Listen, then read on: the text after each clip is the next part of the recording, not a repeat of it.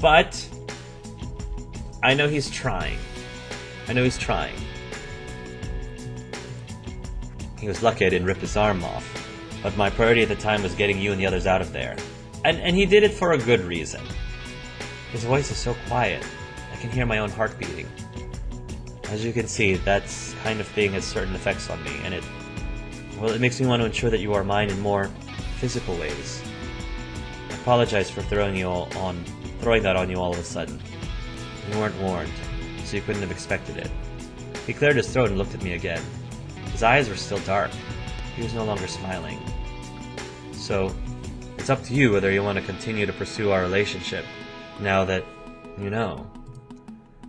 Please, if it makes you uncomfortable, leave. I know jealousy can get kind of sketchy in relationships, and if you ever feel like I'm behaving inappropriately, you can leave, and I'll treat you as a friend or stranger accordingly. However, you're still good with this, with me. All of my cards are on the proverbial table. He looked at me and I stared back in silence. So, do we have a relationship or don't we? I'm gonna accept him. I blushed. I think I'm okay with this, Daddy. I trust you. I know you're not going to hurt me, so I'll just take you as you come. We'll see where this goes, right? Danny stared at me in silence for a few seconds. Then he stood and crossed to me. He grabbed me once again and pulled me into a kiss. Things were getting heated. Very quickly heated. He lifted me up and carried me over to the bed. Flynn, are you sure you're okay with this? Yes, I'm definitely okay with this. Please. And look at Flynn, like, winking. He kissed me again, and there was no more talking between us that night. Whoa. Nice. The trip back to the hostel was filled with tired, contented silence. After all the excitement of the trip, it seemed like most people just wanted to get back to their own rooms and relax. But there was also an undercurrent of dissatisfaction. We had been able to stay in a really nice hotel for a few days and have some actual fun, but now we were going back to our slum of a hostel and our terrible jobs. Still, in the end, this was the experience we had signed up for, even if we hadn't really known at the beginning how it would all work out. We had each other. Maybe we weren't all the best of friends, but we had learned to get along and work together. It was more than I could say about the members of my university class, either here or back in New York. So we headed back on the bus, hardly speaking until we finally pulled in and unloaded. Home sweet home. Sort of. Honestly, didn't smell all that sweet after we'd been at the beach for a few days, but it was still my home, for now. I was sitting in the living room, stretching across the couch, trying to get the kinks out of my back when... Flynn, I think James is looking for you in the kitchen. Brendan stood in the doorway, a slight smirk on his face. A sense of unease crawled down my back. I nodded and crossed over, wondering what exactly was going on. I entered the dining area and found James there, frowning over an open laptop. Yes, is something wrong? Sit. He gestured to a chair on the other end of the table, and I took it. Flynn, we know what you did. Perhaps you'd like to confess to come forward? If you could return the money, that'd be even better. We could act like nothing happened. What? What are you talking about? If you confess right now, there'll be no need for drastic measures. You could even stay in the hostel and keep your job. Whoa, did Matt steal money? Because we didn't know where Matt got the money from. I gaped like a fish. Finally, I realized something big, really big must have happened. I'm sorry, but I think there must be some kind of misunderstanding here. Can you explain what's going on to me? James bristled. No point in doing it diplomatically, is there? Look there, thief. I know you took money out of the hostel register. What did you do with it? What? I never did such a thing! Of course you didn't, which makes this video pretty hard to explain, doesn't it? He turned the laptop around so I could see it, right, the register. A grainy black and white video flickered on the screen, and he hit play. It was the hostel entranceway, the reception desk. For a while nothing happened, then I appeared fiddling around the register. I opened the drawer and stared down at it. I looked down and pulled something out of the drawer, fiddled with it some more, and disappeared. I was fixing the register, like you asked me to, that's all. Fix the register? I never asked you to fix the register. I stared at him, too confused to know how to respond. Yes, you did. You're always making us fix things. You told me to fix the register because the drawer wasn't closing properly. It wasn't closing properly. There was a little bit of plastic wedged into the back. I had to pull everything out to get it free. In the video, my back was to the camera most of the time, covering up what I was doing. I know you can't really tell, but I swear that's what I was up to. Why would I steal from the hostel? The money that was supposed to be there is gone. How do you explain that? I don't know. I couldn't even remember if there had been any money in the register. When I was messing with it, I wasn't paying attention at the time. I wasn't expecting this. I don't know, but it wasn't me. This is your last chance. Return the money and this doesn't have to go any farther. I didn't even know how much money was supposed to be missing. Oh my god, the trip funds. If they were supposed to be in the register, that was thousands of pounds. I didn't steal anything. I don't have any money. You can search my room if you want to. I swear I didn't do it. I suppose you've already spent it then. I didn't take any money. I never would have expected this from a kid like you. So why are you suspecting it now? I can't believe this is happening. I'd like to throw you out on your arse, but I got landlord regulations. I don't want to have to bring a police inspector on if I can help it. There's probably quite a few code violations in this hostel he doesn't want anyone to notice. So here's what's going to happen. You're fired, for starters. That means no job and no rent deal. Ugh. You pay your rent every week, and find that missing 120 pounds and you can stay. Otherwise, I'm within my rights to evict you. He can't prove that I did it, really. Straight onto the street if I have to. 120 pounds? So it wasn't a trip funds that had vanished. It must have been only one of the drop-in guest payments. Wait, can we make a deal? Too late, you had your chance. If I had known it was only that much, I could have just paid him off to begin with. But then everyone would think I was a thief. No, in principle, don't admit to it. Don't admit to something you didn't do. I maintain that I'm innocent. I wouldn't do this to you guys or any of my friends, not after everything that's happened. But my heart pounded. I didn't really have a choice here, did I? It was already a remarkably easy way out, considering you thought I was some kind of criminal. I will do it. I'd maintain my innocence, but I'll give you your money, I guess. James glared at me from across the table. I don't like you. Never have, and now probably never will. Don't mess this up. If you do, you're out. I've been nothing but pretty darn nice to you, James, and I've done every single thing for you. I even did the yard work when nobody else would that one time. How can you not like me? He spat on the floor. Clean that up, why don't you? Wow, he got up and left. I crossed the room to get a washcloth, wet it, and started cleaning the floor, consumed by a feeling of disbelief. This couldn't really be happening. There was no way this was my life. It was a bad dream, it had to be. When I was finished cleaning, I threw the washcloth in the sink and left the dining room. I wanted some space, some time to think about what happened. Surely there was some way to prove my innocence. But when I turned to head upstairs, I saw a large gathering of people on the landing. Flynn? A handful of hurt faces turned to me. How could you do this to us? Haven't we all gone along this time? I cooked food for you. I trusted you. I thought we were friends. Why do people think that I did it? Why would they think I did it? But even you, after all this time. Maybe there's no one in the world worth trusting. Haha, you're really a thief? Shot right past me, I'll tell you that. I'm not happy about it though, definitely not. But part of me wants to congratulate you. You fooled everyone. I'd better be more careful with my wallet, huh? How could you betray us like this after all this time? How could you do this to us? We're family, don't you understand that? We all stick together and look after one another. Did you steal my volleyball too? I can't believe you, you're despicable. Why is everybody thinking I'm the thief? Stay away from me, or the next time I see you, I'm definitely kicking your butt. Nobody should take advantage of kindness or friendship. You're some kind of psychopath. Hi, I'm just trying to process this. I don't know what to make of it. I'm not upset at all, though. I'm just really shocked, okay? Well, frankly, I am just shocked. What a cruel person you are, Flynn. I can't believe you would do this to your friends. I think you should leave the hostel immediately. I don't feel comfortable with you here, and I'm sure everyone else feels the same. Hopefully Danny trusts me. Here I thought I was the troublemaker, and I was completely wrong. But you can pack your stuff and shove right off. Nobody wants a thief in the house. But I swear I'm innocent. My protest sounded pathetic, even to my own ears. Everyone hated me. Everyone absolutely hated me. But something fell off.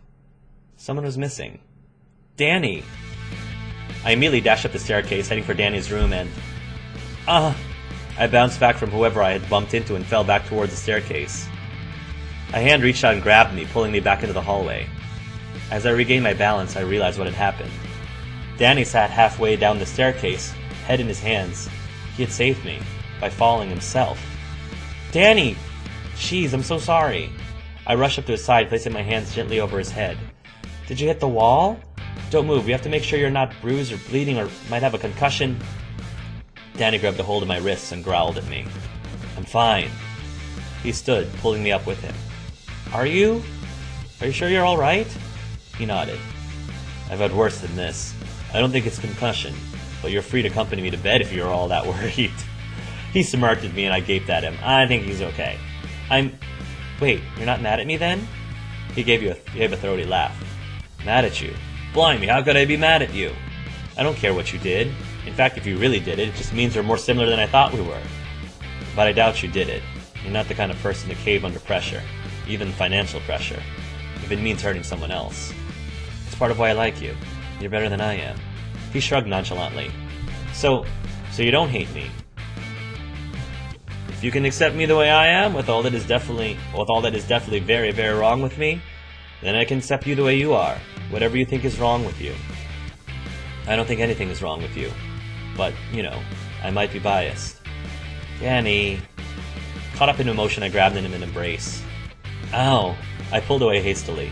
Sorry. I might not have a concussion, but that doesn't mean I'm not sore. And can we get on some level ground? I don't feel like taking a second spill. Right, sorry. We returned to the top of the hallway where Brendan was emerging from his room with a glass of water. I want to see Danny defend my honor against Brendan. He eyed me as he did so, and Danny wrapped a hand around my waist and pulled me protectively towards him. Yeah, thank you. If you have a problem with Flynn, talk to me about it. Hey, I didn't say anything like that. Jeez, what's the matter with you? All on edge today, aren't you, pretty boy? Danny shrugged and Brendan continued past us, on his way to the kitchen. Well, thank you. For everything. What are you going to do now? I don't really know. All my relief at knowing that Danny was still standing by me immediately dissipated. Even if Danny believed me, no one else did. Was I supposed to convince them otherwise? Would I be able to find a job?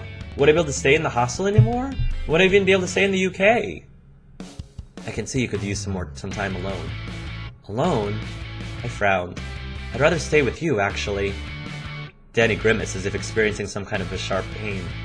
No, I don't think that's for the best.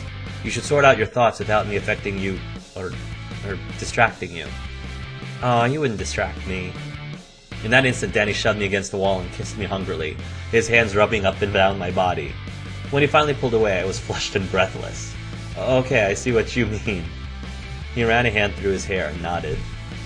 Oh, Danny. I'll be in my room if you need me, though. Just knock. Yeah, just knock. Will do. With a deep breath, he clasped me on the shoulder, then went into his own bedroom. Distracting indeed.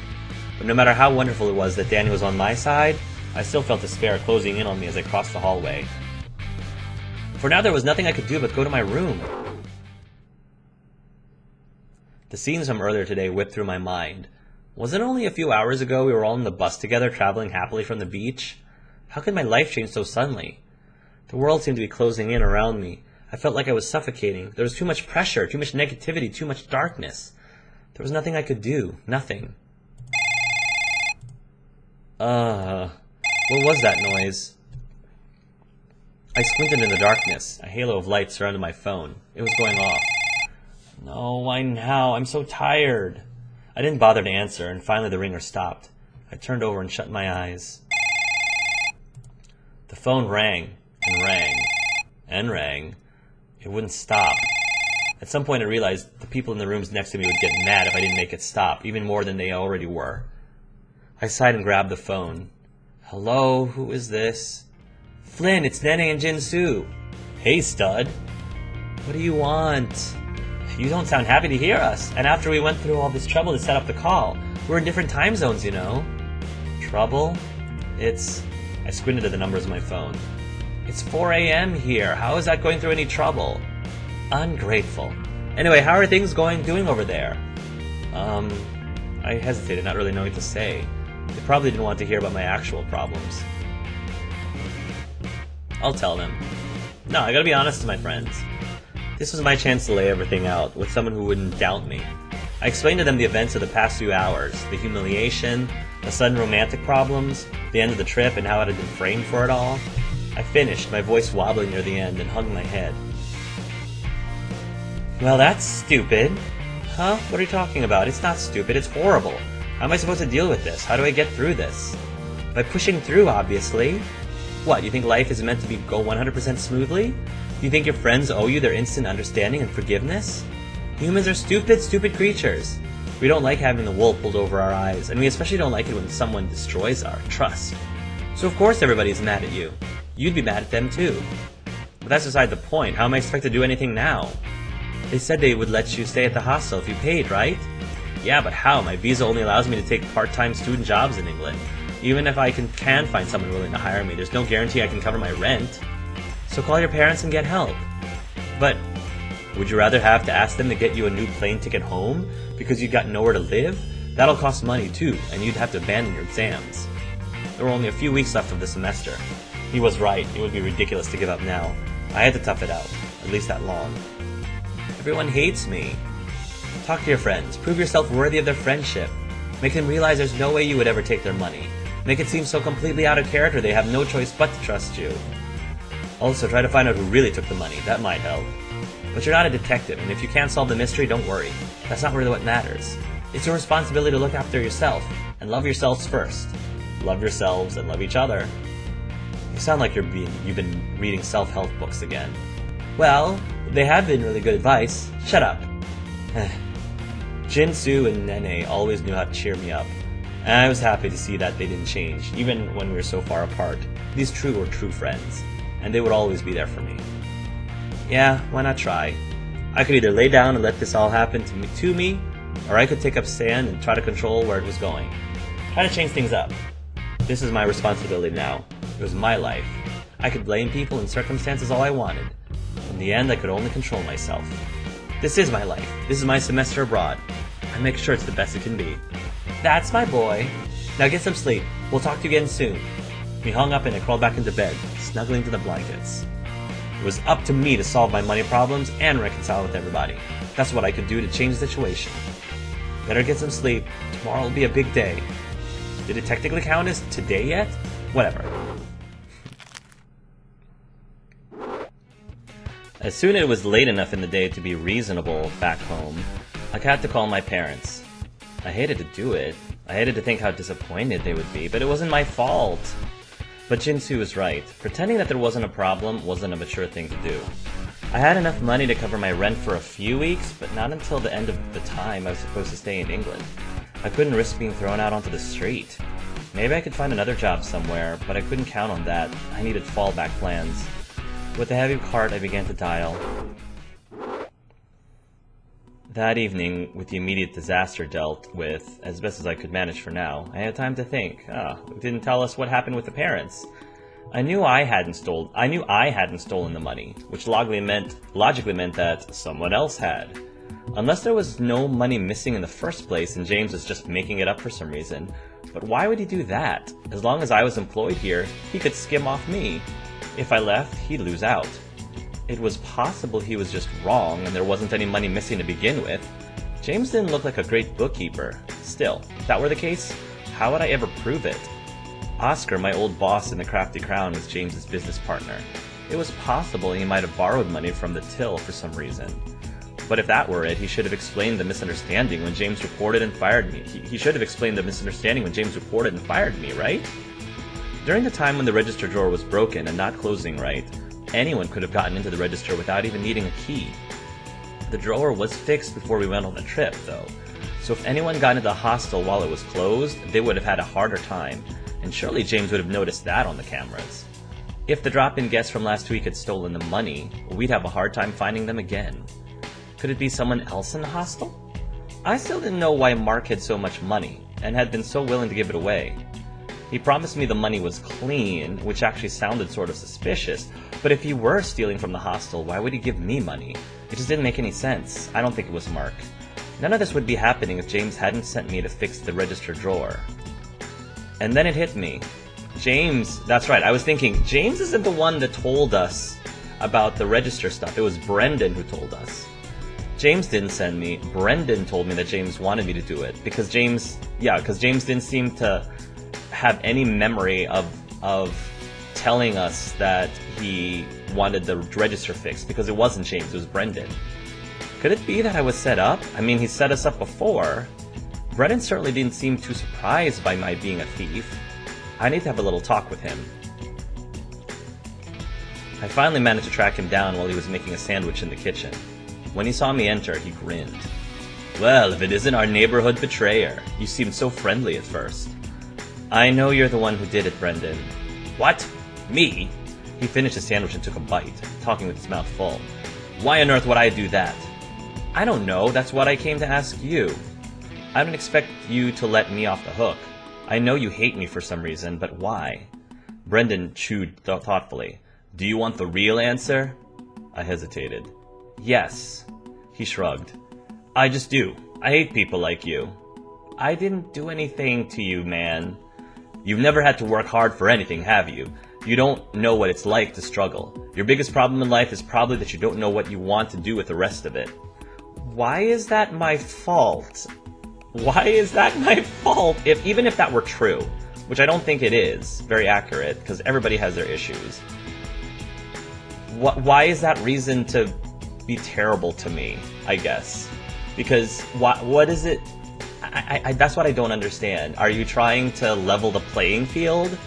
Are you trying to even things out by making other people's lives miserable? Because that seems like a huge waste of your time. Do you know how lucky that is? Do you know how impossibly fortunate you are to have a problem like that?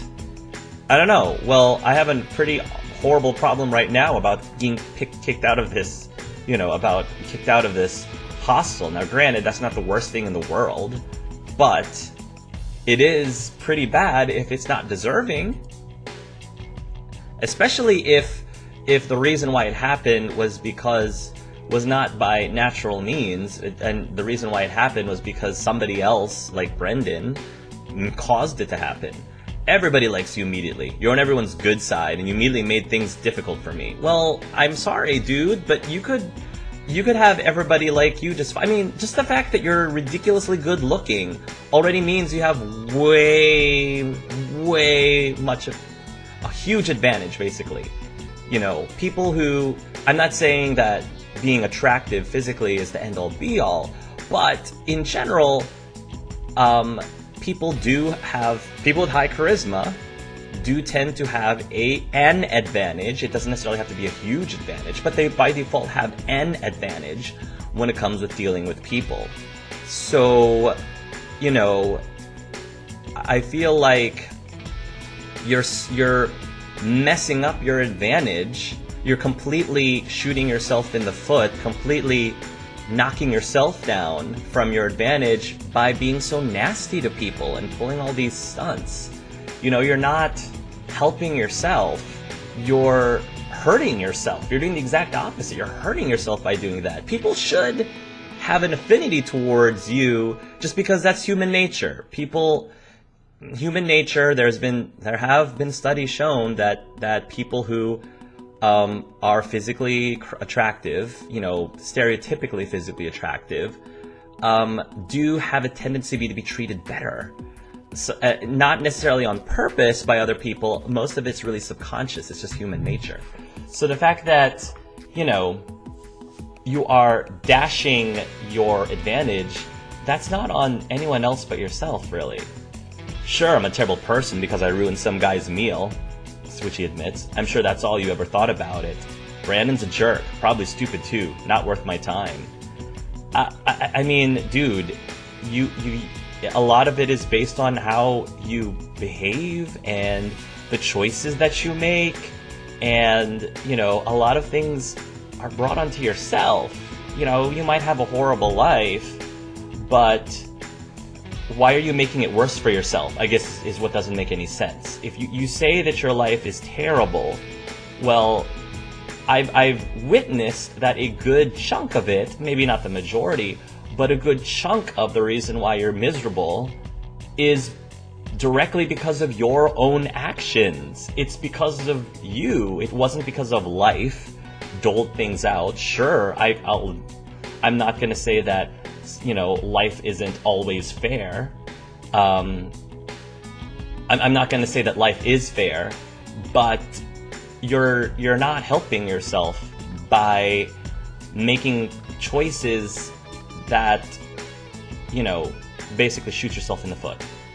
Do you know what I had to do for Oscar to keep my job after you ratted me out? Well, I wouldn't have had to rat you out if you didn't do the thing. That's what it doesn't seem to compute in Brendan's head, is that whole situation could never have happened if you didn't do any of that stuff.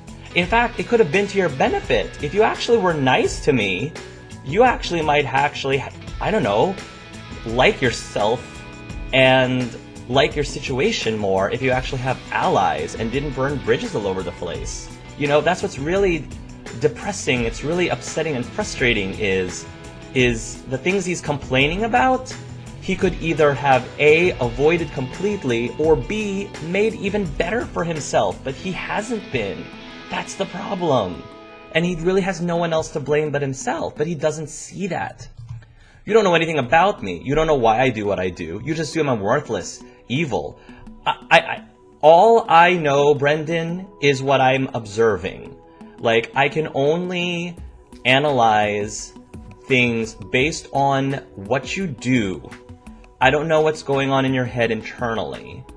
All I know is that I don't know anything about you internally, but what I'm observing from you makes it seem like you're knocking yourself down.